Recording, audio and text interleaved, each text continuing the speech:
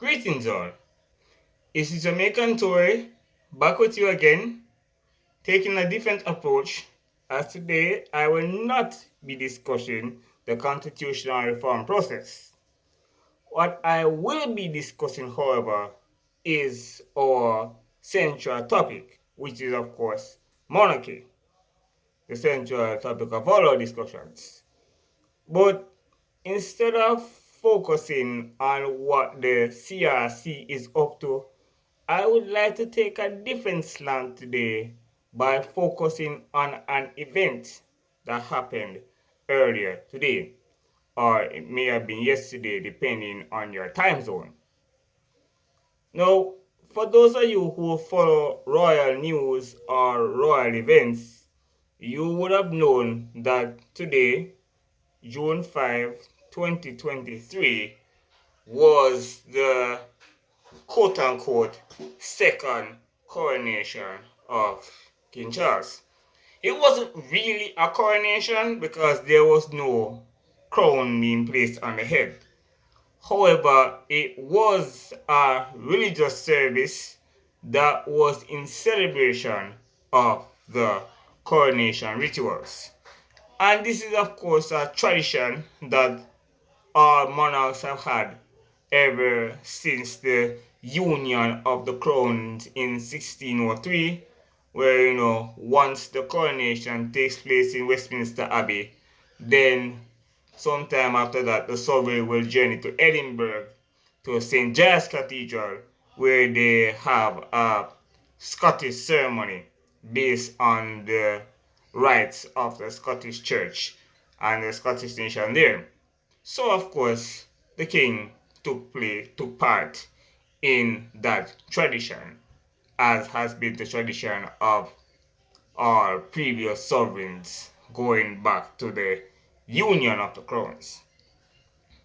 Well, today was a very interesting service, and the reason why I say that is because of things that happened not necessarily within the service itself. The service went off as it normally does without a hitch, but it was all the events that were surrounding the service.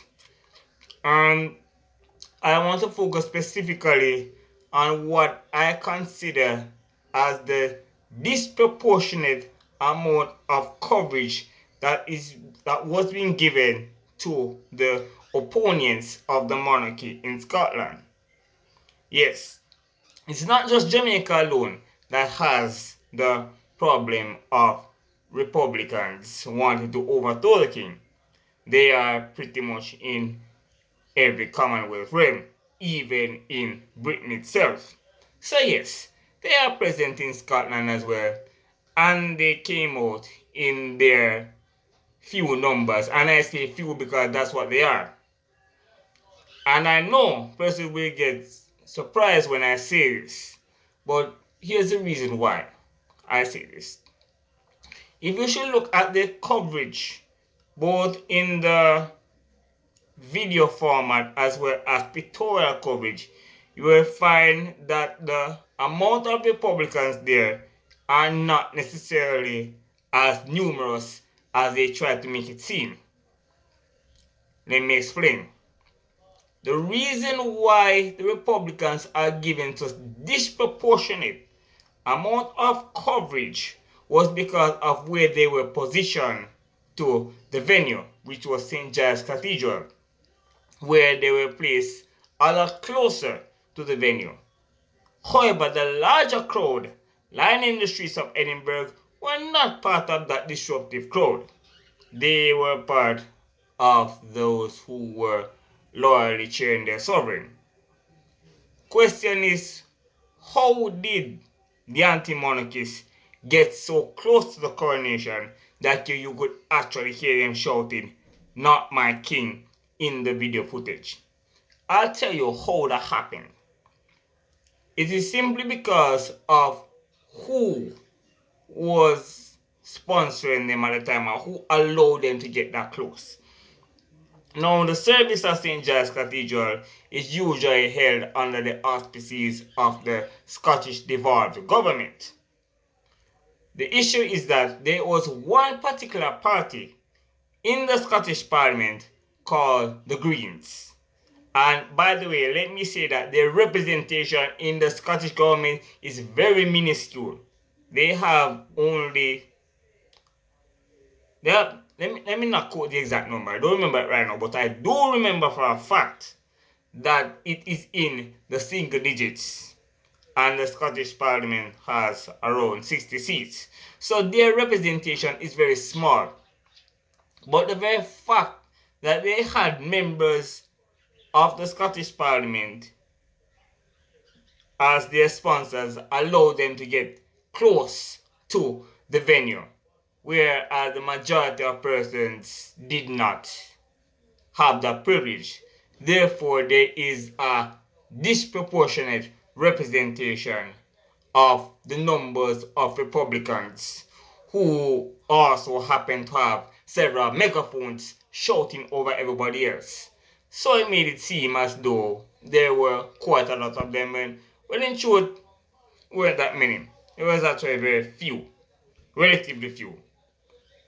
But, you know, Republicans made some statements which must be placed under a microscope and debunked.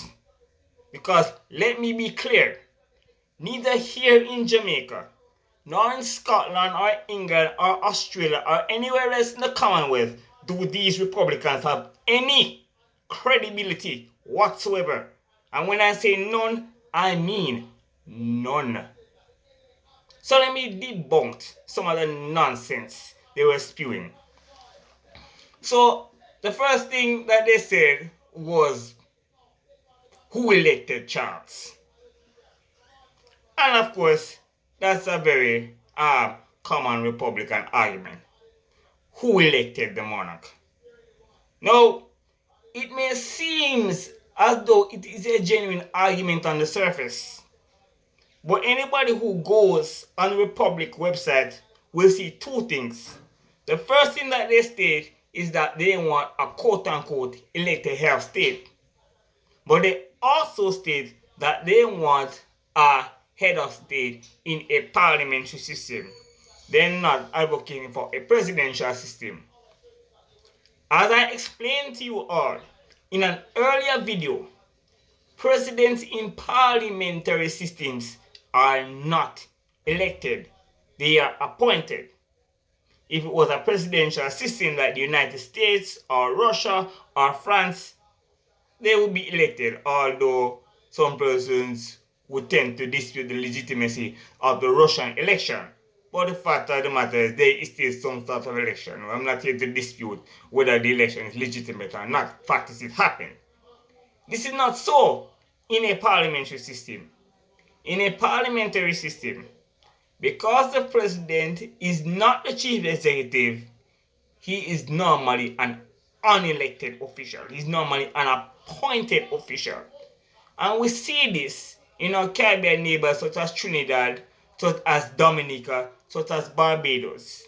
We also see this further afield in places such as India, where an electoral college elects the president of India, or in Israel, where again the president is appointed by the Knesset, which is the legislature, or in Germany, where the president is an appointed official who is nominated by the chancellor and rubber stamped by an electoral college which consists of members of the Bundestag and the Bundesrat. They are not democratically elected.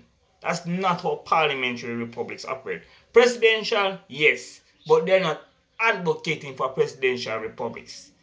They're advocating for a parliamentary system, just like the Republicans, politicians here in Jamaica. They're all the same.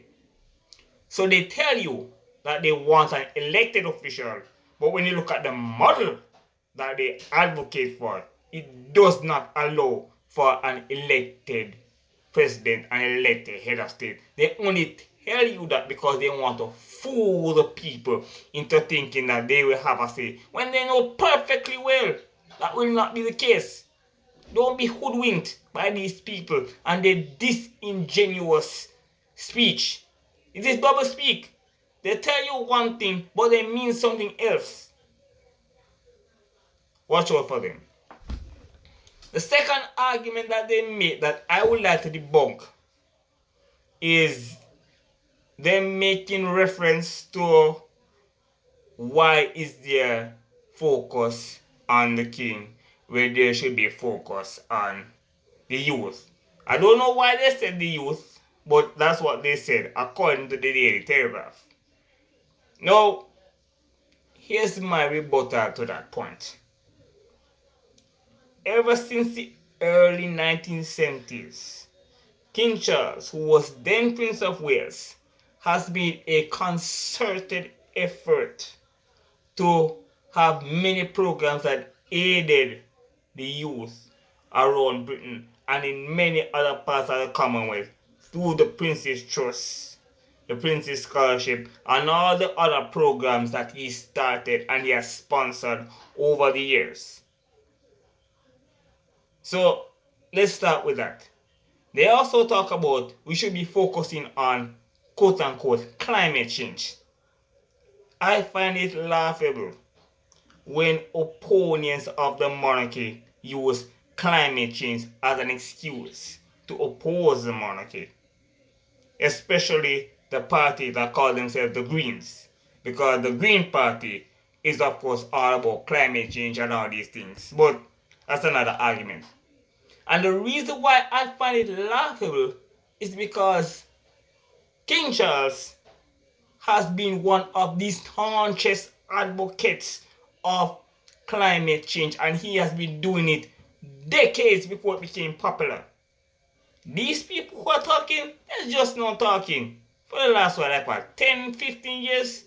The king has been doing this for the last 30 odd years. You will never find a stronger advocate of climate change and sustainable development than His Majesty the King. He has been doing this for a very long time. And now it's almost as if they are trying to turn his own work against him by saying that because of climate change, we need to have a more modern government. It's laughable. Utterly ludicrous. And persons need to look at what these people are saying and realize that they have no logic whatsoever. They're just grasping at straws, grasping at whatever they can find to attack the monarchy. So they pretend to care about the youth. They pretend to care about climate change. Both of these things the king has been working on for decades before these people, some of them were even born. And yet here they are, coming up with their nonsense. I also caught wind of a sign held up by Republican protesters stating that the royal palace should be turned into social housing because Britain now has a housing crisis. It is true. Britain does have a housing crisis. There's no doubt about that. But to blame the monarchy for that housing crisis is absolute and total garbage. The fact of the matter is the housing crisis in Britain, and let me not even talk about Britain, let's talk about Scotland in particular, was created by the parties in Scotland, particularly the SNP, which has been ruling Scotland for several decades now. What have they done about the housing crisis in Scotland? Nothing. What has Labour and the Tories done about the housing crisis in the other parts of Britain? England, Wales, Ireland. What have they done? Northern Ireland, sorry. What have they done about it? Very little. You know who is actually doing something about the housing crisis now? Prince William, the king's heir, the next king. He is the one tackling the housing crisis in Britain right now because the politicians, they don't care. They're not doing anything about it. And yet these people with their utter ignorant selves are talking about the housing crisis when the politicians they support are the ones who created the housing crisis. And when the royals try to solve the housing crisis as they are doing now, they turn around and blame the royals. And you don't blame the politicians because you want a politician to be the president, the head of state. It is utterly this. Let me stop. It is utter and total garbage. These people have nothing of worth to say. All they're doing is getting their 15 minutes of fame in the media because they have no real purpose apart from to be troublemakers and rabble-rousers. And quite frankly, they should be grateful that they live in a great democracy that they live in, that the law enforcement didn't clamp down on their protests. Interestingly enough, speaking of clamping down on protests, you know where they are clamping down on protests right now? France. The very same France that Republicans are holding up as a model to follow. Because apparently they have fantasies of chopping off the king's head like what France did with their King Louis in the 1700s. And they hold up as a model. Really? Last time I checked, under Britain's constitutional monarchy, their right to protest was protected by the laws of the realm. In republics like France, not so. Try to protest and see what happened to you. We see it happening right now. Google and see what's happening in France right now. The rioting, the looting, the lawlessness, all these things under the republic. And you want a republic in Britain? We want a republic in Jamaica? Come on, man. Cut the crap. Let's get serious. Let's stop this nonsense about republics. Fact of the matter is, monarchy has proven itself to be a stabilizing force, a superior form of government. That's a fact. And I'm not going to state that as opinion. I'm stating that as a fact. And because of that, Republicans, let them rave on. Let them talk. But just know that when they're when they're talking, they're not talking anything of substance or anything that is going to help the people. These people are in it for themselves. And I mean that over there in Scotland and right here in Jamaica. And anywhere else in the Commonwealth you find them, it is the same story. Let them rave on. But don't take them too seriously. Because these people are utter and complete jokers.